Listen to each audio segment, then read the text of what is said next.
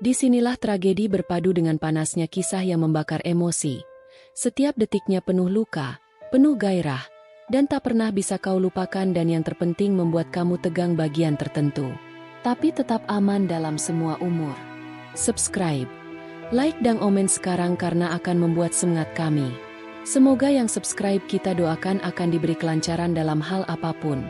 Sebelum cerita ini menelan hatimu, Mira adalah seorang janda muda yang suaminya meninggal akibat kecelakaan beberapa tahun lalu. Meski demikian, dia selalu tampak tegar dan ceria di hadapan orang-orang, seolah tidak ada yang bisa menggoyahkan ketenangannya. Aku sering mendengar teman-teman kantorku berbicara tentangnya, dan meskipun mereka tidak membicarakan kehidupan pribadinya, aku bisa merasakan ada sedikit kehangatan dalam setiap ceritanya. Suatu sore, setelah bekerja, aku sedang berjalan keluar dari kantor menuju tempat parkir, ketika tiba-tiba aku mendengar suara yang memanggil namaku. "Ardi, tunggu." Aku menoleh, dan ternyata itu Mira. "Oh, hai Mira. Ada apa?" Aku bertanya, sedikit terkejut. Mira tersenyum. "Aku sedang menuju rumah, dan kalau kamu tidak sibuk, kenapa tidak mampir sebentar? Aku baru saja buat teh dan beberapa camilan," katanya dengan nada yang santai dan ramah. Aku terkejut. Tentu saja aku ingin sekali pergi ke rumah Mira, tetapi aku juga merasa sedikit canggung. Kami memang sering berbicara di kantor, tetapi tidak pernah lebih dari sekadar obrolan santai. Ini adalah pertama kalinya dia mengundang aku ke rumahnya. "Ah, aku nggak tahu, Mira. Aku sih sebenarnya capek banget," kataku, berusaha memberikan alasan. Tapi di sisi lain, ada rasa penasaran yang tumbuh dalam diriku. Mira tertawa kecil. "Nggak apa-apa, Ardi. Hanya sebentar kok. Aku janji nggak bakal lama-lama." Akhirnya, aku memutuskan untuk pergi. Aku tidak tahu kenapa, tetapi ada sesuatu yang mendorongku untuk menerima ajakannya. Mungkin aku hanya ingin tahu lebih banyak tentang dirinya, atau mungkin aku ingin melihat sisi lain dari Mira yang lebih pribadi. Kami menuju rumahnya yang terletak tidak jauh dari kantor. Rumah Mira cukup sederhana, tetapi sangat rawat dan nyaman. Begitu aku memasuki rumahnya, aku langsung disambut dengan aroma harum dari teh yang baru diseduh. Rumahnya terasa hangat, dengan perabotan yang elegan namun tidak berlebihan. Ada sebuah sofa besar di ruang tamu yang membuat suasana terasa lebih santai. "Silakan duduk, Ardi. Aku akan menyajikan teh dan camilan," kata Mira sambil menuju ke meja makan. Aku duduk di salah satu kursi dekat jendela, melihat keluar rumah yang dikelilingi taman kecil dengan tanaman hijau yang rapi. Suasana ini sangat berbeda dengan kehidupan kota besar yang penuh dengan kebisingan. Aku merasa tenang di sini.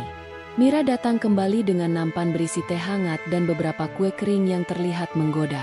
"Coba, teh ini. Aku baru saja belajar membuatnya sendiri," katanya sambil tersenyum. "Terima kasih, Mira," jawabku sambil menerima secangkir teh. Kami mulai berbincang santai tentang pekerjaan, tentang bagaimana Mira menjalani hidup setelah suaminya meninggal, dan beberapa cerita ringan lainnya.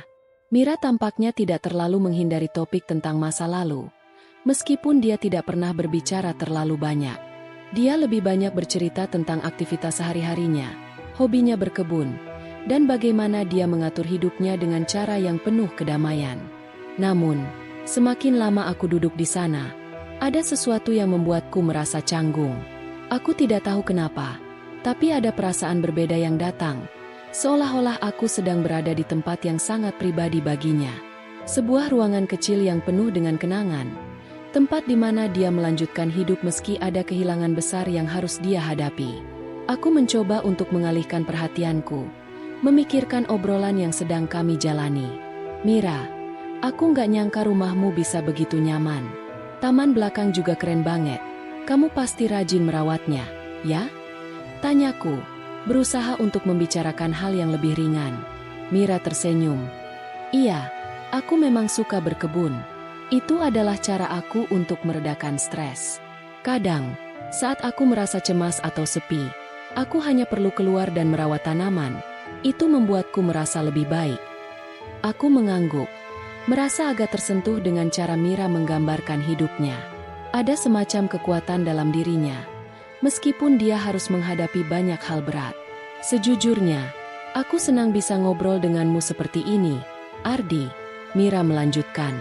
Aku memang tidak banyak bergaul dengan orang, lebih sering menghabiskan waktu sendiri. Tapi kamu orang yang menyenangkan. Aku merasa sedikit tersentuh dengan kata-katanya. Makasih, Mira. Aku juga senang bisa ngobrol denganmu. Aku merasa agak canggung tadi, tapi sekarang semuanya terasa lebih nyaman. Mira tertawa kecil. Tidak usah canggung.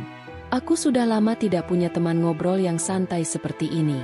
Kadang hidup memang membutuhkan waktu untuk melangkah dan menemukan orang-orang yang bisa membuat kita merasa lebih baik. Kami berdua terdiam beberapa saat, menikmati secangkir teh. Suasana di rumah Mira terasa semakin nyaman. Aku tidak menyangka pertemuan yang awalnya terasa canggung bisa berkembang menjadi percakapan yang begitu mendalam dan menyentuh. Kami berbicara tentang banyak hal, mulai dari pekerjaan hingga kehidupan pribadi masing-masing. Namun, saat aku merasa sudah waktunya untuk pulang, Mira mendekat dan berkata, "Ardi, aku senang kamu datang ke sini. Terima kasih sudah meluangkan waktu." Aku tersenyum, merasa sedikit tidak siap untuk meninggalkan tempat yang penuh kedamaian ini. Terima kasih juga, Mira. Aku senang bisa menghabiskan waktu di sini. Kami berdua berdiri, dan Mira mengantarku hingga pintu depan. Sebelum aku melangkah keluar, dia berkata, "Jangan ragu untuk datang lagi, ya, Ardi. Aku akan senang sekali kalau kamu mau mampir lagi." Aku mengangguk, merasa lebih ringan. "Pasti, Mira. Terima kasih banyak." Aku melangkah keluar dari rumahnya dengan perasaan yang campur aduk. Ada perasaan senang dan lega setelah berbicara dengan Mira, tetapi ada juga perasaan canggung yang masih tersisa. Namun, aku merasa lebih mengenal dirinya sekarang, dan mungkin aku akan lebih sering menghabiskan waktu bersamanya, berbicara lebih banyak, dan menjalin persahabatan yang lebih dekat.